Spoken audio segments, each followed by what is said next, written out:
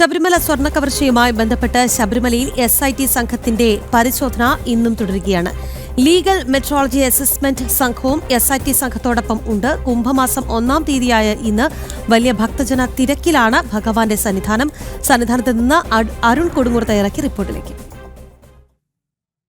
പുലർച്ചെ മുതൽ ആരംഭിച്ച ഒരു ഭക്തജന തിരക്ക് ഇപ്പോഴും തുടരുകയാണ് ശബരിമല സന്നിധാനത്ത്. എന്തായാലും വരും മണിക്കൂറുകളിലും ഈ തിരക്ക് ഇങ്ങനെ വർദ്ധിക്കാനുള്ള ഒരു സാധ്യത തന്നെയാണ് നിലവിലുള്ളത്. കാരണം ഇന്നും 1,00,000-ലധികം ഭക്തരാണ് ഭഗവാനെ ദർശിക്കാനായി വെർച്വൽ ക്യൂ വഴി ബുക്ക് ചെയ്തിരിക്കുന്നത്. എന്തായാലും നടപ്പന്തൽ പൂർണ്ണമായും നിറഞ്ഞിരിക്കുകയാണ്. അതോടൊപ്പം തന്നെ ഫ്ലൈ ഓവറിലും വലിയ രീതിയിലുള്ള ഒരു ഭക്തജന തിരക്ക് തന്നെയാണ് അനുഭവപ്പെട്ടുകൊണ്ടിരിക്കുന്നത്. മണിക്കൂറുകൾ വരി നിന്നാൽ മാത്രമേ ഭഗവാനെ ദർശിക്കാനാകുകയുള്ളൂ. അങ്ങനെ ഒരു വലിയ തിരക്കിൽ തന്നെയാണ് ശബരിമല സന്നിധാനമുള്ളത്.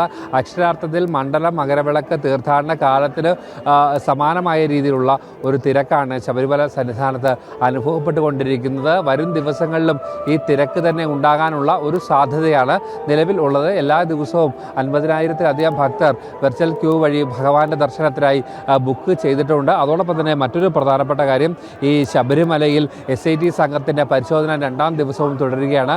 ഇന്നും രാവിലെ മുതൽ തന്നെ ആ പരിശോധന ആരംഭിച്ചിട്ടുണ്ട്. ആ പരിശോധന ഇപ്പോഴും പുരോഗമിക്കുകയാണ്. ഇന്ന് രാത്രിയോടെ തന്നെ മാത്രമേ ഈ പരിശോധന പൂർത്തിയാക്കി സാമ്പിളുകൾ എടുത്തതിന് ശേഷം SIT സംഘം ശബരിമലയിൽ നിന്ന് മടങ്ങൂ എന്നാണ് നമുക്ക് മനസ്സിലാക്കുന്നത്.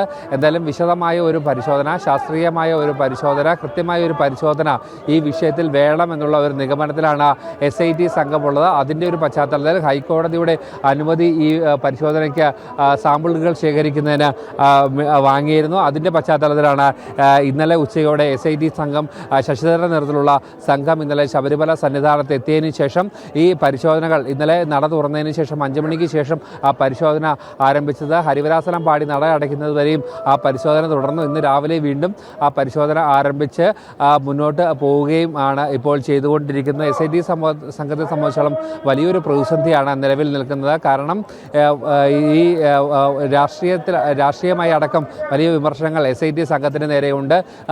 പ്രതികളായി അറസ്റ്റ് ചെയ്തവരൊക്കെയും സ്വാഭാവിക ജാമ്യത്തിൽ കോടതിക്ക് അല്ലെങ്കിൽ പുറത്തേക്ക് വരുന്ന ഒരു സാഹചര്യം ഉണ്ട്. ജയിലിൽ നിന്നും പുറത്തേക്ക് വരുന്ന ഒരു സാഹചര്യമുണ്ട്. സ്വാഭാവികമായി ജാമ്യം ലഭിക്കുന്നു. ഇതുവരെയും കുറ്റപത്രം സമർപ്പിക്കാനായിട്ടില്ല. അങ്ങനെയുള്ള വലിയൊരു പ്രതിരോധം ഈ വിഷയത്തിൽ SITക്കുണ്ട്. അതുകൊണ്ട് തന്നെ ഈ ശാസ്ത്രീയ പരിശോധന അത് കൃത്യമായി തന്നെ ശാസ്ത്രീയമായി തന്നെ നടത്തിയില്ല എങ്കിൽ അത് ഹൈക്കോടതിയിൽ നിന്നും വലിയ തിരിച്ചടി ഉണ്ടാകാനുള്ള ഒരു സാധ്യതയുണ്ട്.